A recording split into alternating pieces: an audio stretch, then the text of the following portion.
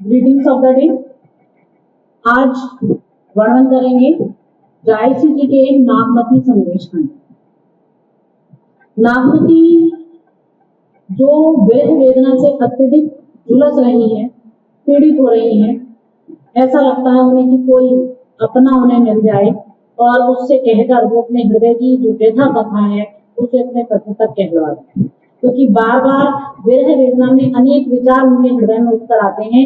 कभी उन्हें लगता है कि उनके पति को किसी ने उनसे हर लिया है, कभी लगता है कि वो विमोहित हो गए हैं, कभी उन्हें ये भी आशा बनती है कि कोई यदि उनके पति को उनकी विरह वेदना की स्थिति बता दे कि किस हाल में वह जी रही है, तो वो दौड़े दौड़े चले आएंगे।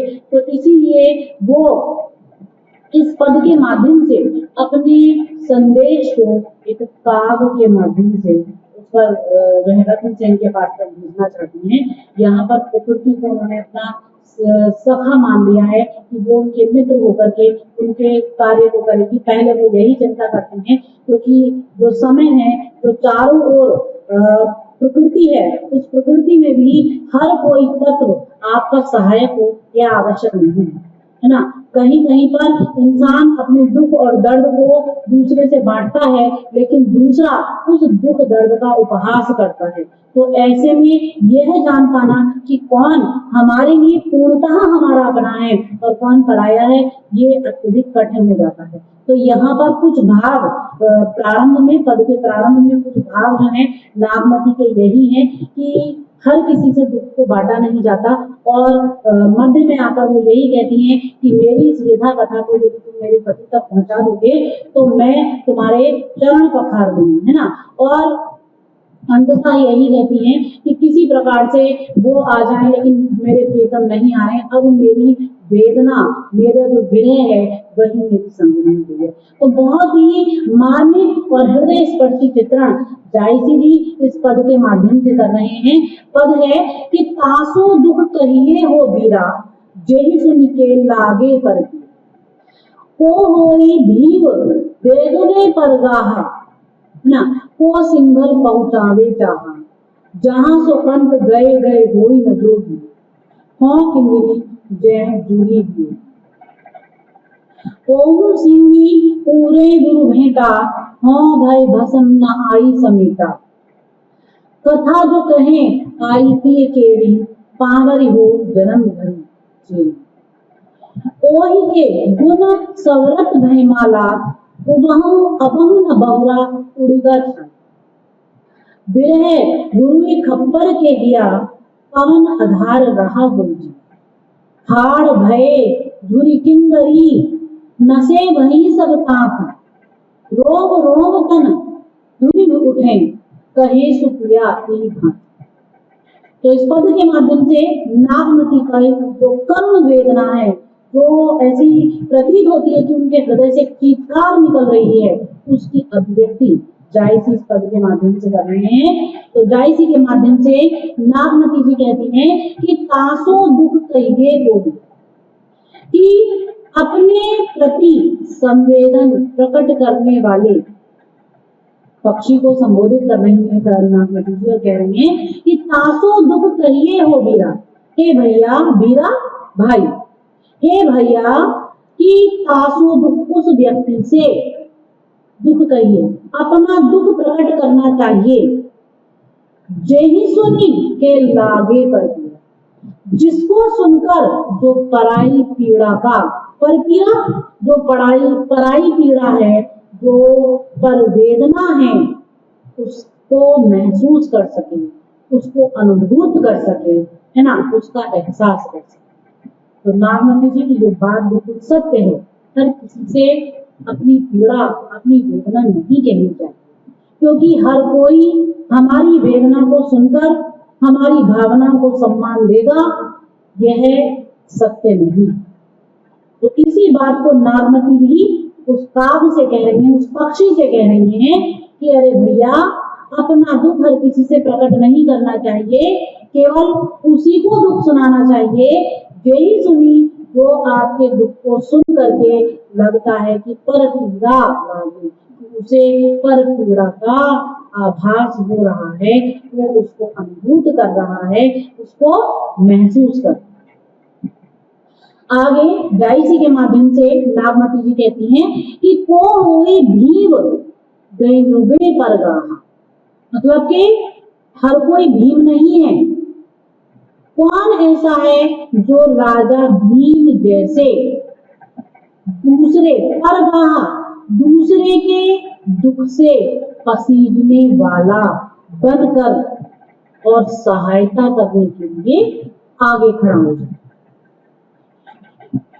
और कहते को सिंगल पहुंचाई चाह, और ऐसा कौन है जो मेरे प्रियतम से मुझे मिलाएगा? कौन है वो सिंगल जो सिंगल द्वीप में जाकर पहुंचावे चाहा, जो मैं चाहती हूँ, अर्थात अपनी व्यथा कथा को मैं वहां तक पहुंचाना चाहती हूँ। तो कौन मेरी इस विरह व्यथा को, मेरी इस व्यथा कथा को, इस संवाद को रत्नसेन से जाकर के कहेगा या उन तक पहुंचा देगा? तो ऐसा कौन है? कौन है जो मेरी इस प्रकार से सहायता करेगा? आगे कहती हैं कि जहां सो कंत गए कोई तो, मेरे पति हाथ राजा रत्नसेन जो सिंगल द्वीप में है, जहां पर मेरे पति जोगी होकर गए, कंत पति गए जोगी, वही जोगी, जोगी होकर के गए हुए हैं। और हाँ मतलब कि मैं किंगरी, अर्थात मैं वियोगिनी, मैं विरहिणी, किंगरी भय जुड़ी वियोगी, वियोग की अग्नि में उसके प्रहारों से झुलस झुलस करके किंगरी हो गई हूँ। ठीक है। ओहू सिंगी पूरे दूर बेटा, कहते हैं कि मुझे तो ऐसा लगता है कि उस रत्नसेन ने, उन्होंने तो सिंगी बजा बजा कर अपने गुरु से भेंट भी कर ली होगी, उनका उनके गुरु से मिलन भी हो गया होगा। हाँ वह भसम न आई समेटा, लेकिन उसके बाद भी भेंट कर रही, किंतु उसके बाद भी वह अपनी इस विरहिणी पत्नी की जो ज्वाला में जल जलकर भस्म हो गई है, उसकी राख को समेटने भी नहीं आएंगे। वह निष्ठुर प्रियतम आकर इस जली हुई राख को समेटता भी नहीं है। मतलब इन शब्दों में नागमती की खिस्याहट जो है वो प्रतीत हो रही है, अभिव्यक्त हो रही है। कथा जो कहे आई पिए केरो, वो उस पक्षी से कह रही, हे पक्षी, यदि तू मेरे इस व्यथा कथा को, मेरे इस संदेश को, है ना, कहे आई, वहां कह करके और फिर वापस लौट आएगा मेरे पास, क्योंकि ये क्या पता कि तुमने कहा कि नहीं कहा। जब मेरे पास लौट कर आकर मुझे बताएगा तभी मुझे तसल्ली होगी कि तुमने मेरी व्यथा, मेरी पीड़ा, मेरी वेदना रत्नसेन से जाकर के कह दी है। तो जब तू लौटकर मेरे प्रियतम का संदेश प्रिय के, मेरे प्रियतम का संदेश मुझसे आकर कहेगा, पावरी हूँ जन्म भर की, मैं सत्य कहती हूँ कि मैं पांवों की खड़ाऊ बनकर, पावरी हूँ तुम्हारे पांवों की खड़ाऊ बनकर, दासी सी जन्म भरी चेली, चेली माने दासी, दासी जैसी जन्म भर तुम्हारी सेवा करूंगी, तुम्हारी कृतज्ञ रहूंगी। बस तुम इतना करो, मेरा संदेश ले जाकर मेरे प्रियतम को दे दो और मेरे प्रियतम का संदेश लाकर मुझसे कह दो, फिर देखो जन्म भर मैं तुम्हारी खड़ाऊ बन करके और तुम्हारी सेवा करूंगी, तुम्हारी दासी बन जाऊंगी जन्म भर के लिए। आगे जायसी के माध्यम से नागमती जी कहती हैं, ओही के गुण संवृत भई माने, अरे ये तो देखो कि मैं अपने उस प्रियतम के गुणों का स्मरण, मतलब के स्मरण, स्मरण करते करते, उनको याद करते करते ऐसा प्रतीत होता है स्वयं ही उनके गुणों की माला का मनका बन गई हूँ, मोती बन गई हूँ। ठीक है। आगे कहती हैं कि अबहु न बहुरा कुलिगा था, ऐसा लगता है कि वह जो मेरा प्रियतम है वह अब भी लौट कर नहीं। निश्चित ही वह उड़न छाला मतलब कि कोई उड़न खटोला लेकर के उड़ गया है, उस पर बैठ करके उड़ा है और किसी ने उस प्रियतम को अपने प्रेम के जाल में, अपने सौंदर्य के जाल में इस कदर उलझा दिया है, इस कदर विमोहित कर दिया है कि उसे मेरी स्मृति ही नहीं होती है। आगे कहती हैं नागमती जी कि विरह गुरुई खप्पर के, जैसे कहते हैं ना कि जब कोई व्यक्ति अपने दुख को कह कहकर पूर्णतः थक जाता है, त्रस्त हो जाता है, तो अपने घुटने टेक देता है उसके आगे। ऐसे ही नागमती अपने उस विरह के आगे अपने घुटने टेक कर उसके आगे उसको अपनी मतलब कि उसकी शरण जो है वो ग्रहण कर लेती हैं और इसीलिए कहती हैं कि विरह गुरु, अब तो मेरा गुरु ये विरह ही हो गया, मेरा तो गुरु यह विरह हो गया है, विरह गुरु। मैंने इस विरह को ही अपना गुरु मान लिया है, आज मैंने इसके समक्ष अपना समर्पण कर दिया है। खप्पर कह दिया और खप्पर मेरा हृदय है, पवन आधार रहा हो गया और आज मेरा जीवन मेरे वश में नहीं है। अब ये मेरा जीवन केवल एक ऋण मात्र रह गया है, क्योंकि श्वास पवन के आधार पर, जो मेरी श्वासें हैं वो इस पवन के आधार पर ही मैं जी रही हूँ। जितना ये पवन मुझे श्वास देगी अब केवल उतनी ही श्वास में लूंगी, जैसे जो ऋण मैंने लिया है जब तक वो चल रहा है तब तक उसको मैं भोग कर रही हूँ उसका। तो इस रूप में नागमती कह रही कि अब कुछ भी जो है शेष नहीं। ठीक है, और आगे कहती है हाड़ भये धुरी किंगरी नसे भई सब तांति, अर्थात शरीर को मेरा झुलस करके पूरे तरीके से किंगरी हो गया है। मेरा जो शरीर है मैंने भी एक तरीके से योगिनी का वेश धारण कर लिया है, जोगन का वेश धारण कर लिया है, इसीलिए विरह की ज्वाला में जल जल करके जो मेरा शरीर है वह किंगरी हो गया है, अर्थात जो मेरे पूरा शरीर है वो झुलस गया है, केवल हड्डियां शेष रह रही हैं, मानो वो किंगरी बन गई है, यानी कि कंकाल सा स्वरूप बन गई है। और नसें भरी सब तांति, और सारी जो नाड़ियां हैं वो रक्तहीन होकर के ताक हो गई, रोम रोम तन धुनी गई, मेरे एक एक रोए से उसकी स्मृतियों की ध्वनि उठ रही है। एक एक रोना अब भी उस पति को याद कर रहा है, कहेसु दिया नहीं। ठीक है, और कोई मतलब कि इतनी ध्वनि आ रही है कि हे पक्षी अब इस प्रकार से तू मेरे प्रियतम को मेरी जो ये करुण दास्तान है ये जाकर के सुना। ठीक है, शायद इस दास्तान को सुन करके मेरे पति जो हैं वो पसीज जाए, कहेसु विधा एहि भांति, व्यथा को जाकर वहां पर इस प्रकार से कह दे, शायद वो पसीज जाए, शायद उनके हृदय में कहीं करुणा उत्पन्न हो आए, शायद वो मेरे ओर वापस पलट कर देख रहे, शायद वो इधर इस ओर चले आए। तो हे पक्षी जाकर कहीं पर जो है जायसी के माध्यम से यहाँ पर उस पक्षी का नाम नहीं दिया गया है, ना कागा कहा गया है ना कुछ और कहा गया है, केवल एक पक्षी के रूप में और एक कल्पना के रूप में उस पक्षी को संबोधित कर रही है, कहीं उन्होंने नाम नहीं लिया है। तो उस पक्षी से वो अपनी संपूर्ण व्यथा जो है उसको कह रही है, कह दिया है। और यहाँ पर जो मार्मिक चित्रण कवि ने किया है उसमें ऐसा प्रतीत होता है कि नागमती ने अपना सब कुछ मानो हार चुकी है, वो अब वो किसी भी प्रकार से कुछ भी कहने योग्य नहीं बची है। तो जो भोग है, वियोग है, यानी उस सब ने उनको पूरे तरीके से मतलब के जर्जर बना दिया है, तो यहाँ पर जो कवि ने वर्णन किया है वो पूर्णतः उनकी सूफियाना शैली है। जो उन्होंने भोग वियोग यानी बजा जजा आदि ये जो सारे के सारे शब्द हैं, तफरीक, इन सब का भाव यहाँ पर जो है वो दिखाई देता है। और भारतीय पति परायण जो परित्यक्ता नारी है उसकी जो करुण अभिव्यंजना है वो यहाँ पर स्पष्ट रूप से परिलक्षित हुई है। उसकी मार्मिकता अत्यधिक हृदयहारी जो यहाँ नागमती के द्वारा जायसी ने वर्णित की।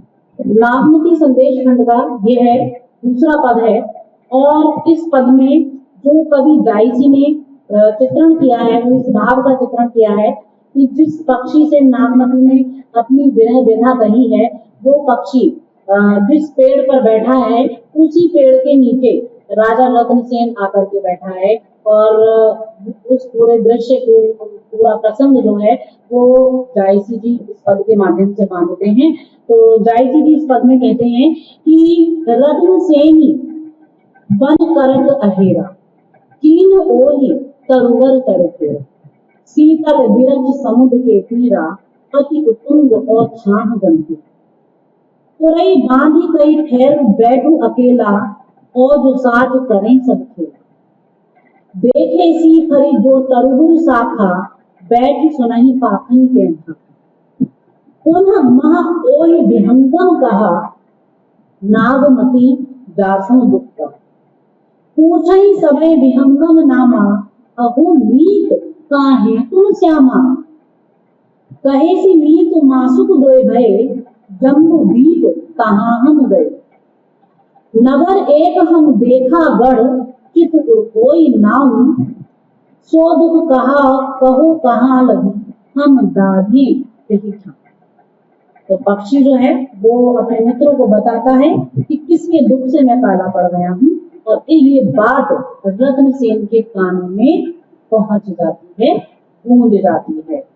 तो ये यहाँ पर तो इस छंद के माध्यम से जायसी जी ने प्रसंग बांधा है कि रत्नसेन को नागमती की याद आई। ठीक है, और ये एक शाश्वत सत्य प्रकट किया है कि जहाँ प्रेम सत्य है, शाश्वत है, तो वहां भले ही कितना दीर्घ विरह हो पर विरहिणी का दुख उसके प्रियतम तक पहुंच ही जाता। इसके लिए इस पद में, इस छंद में उन्होंने प्रसंग जो है एक दृश्य खींचा है, चित्र बांधा है। और जायसी जी कहते हैं कि रत्नसेनी बन करत अहेरा। जो रत्नसेन है वो उस वन में जिस वन में मतलब के जो नागमती का संदेश वाहक पक्षी है वह जिस वृक्ष पर बैठा है उस वृक्ष, उस वन में, उस जंगल में आखेट करते हुए ठीक उसी वृक्ष के नीचे बैठ जाते हैं। तो क्या पंक्ति में कह रहे हैं कि रत्नसेनी बन करत अहेरा कीन ओहि तरुवर तरफेरा।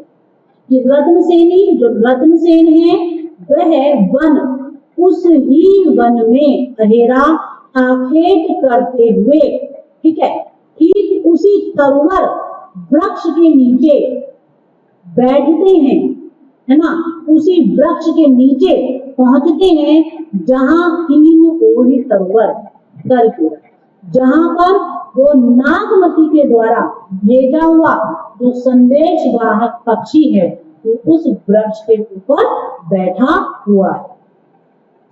शीतल बिरज समुद्र के तीर, चारों ओर का दृश्य कैसा है कि वह घना शीतल विरज, वह जो वृक्ष है वो बहुत घना वृक्ष है और उस वृक्ष की शीतल छाया है समुद्र के तीरा, और वह वृक्ष समुद्र के किनारे पर, तट पर स्थित है। ठीक है, अति उत्तुंग और छाह गंभीरा, वो वृक्ष बहुत ऊंचा है और उसकी जो छाह है वो बहुत फैली हुई यानी कि गंभीर है।